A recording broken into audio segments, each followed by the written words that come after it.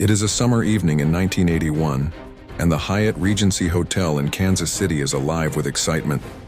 The lobby atrium is filled with the sound of music and laughter as people gather for a popular tea dance. Guests are spread across multiple levels, some watching from the suspended skywalks above, completely unaware that they're standing on what would become the scene of one of America's most devastating structural failures. At 7:05 p.m., without warning, the unthinkable happens.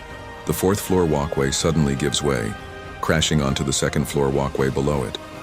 In a horrific chain reaction, both structures plummet into the crowded lobby.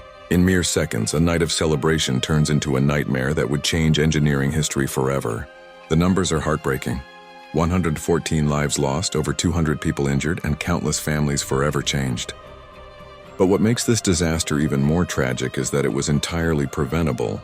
The devil, as they say, was in the details, specifically in a seemingly minor design change that proved catastrophic. You see, the original design called for a set of continuous support rods running from the ceiling through both walkways. Simple enough, right? But during construction, someone made a fatal decision to modify this design. Instead of single rods, they opted for a stacked system, where the fourth-floor walkway hung from the ceiling, and the second-floor walkway hung from the fourth floor. This might sound like a small change, but in engineering, small changes can have massive consequences.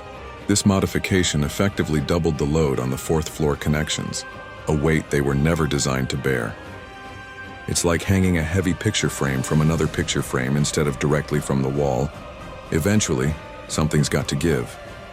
The aftermath was profound. The National Bureau of Standards launched a major investigation uncovering this critical design flaw. The engineering firm responsible, Jack D. Gillum and Associates, faced severe consequences, with several engineers losing their licenses. But perhaps more importantly, this disaster revolutionized how we approach engineering today. The Hyatt Regency collapse became a watershed moment in engineering history, fundamentally changing how we think about design review, inspection practices, and professional ethics. It's now a standard case study in engineering schools worldwide, teaching future engineers that every decision, no matter how small it seems, can have life or death consequences. This tragedy reminds us that in fields where public safety is at stake, there's no room for shortcuts or assumptions. Every calculation matters, every detail counts, and every life is precious.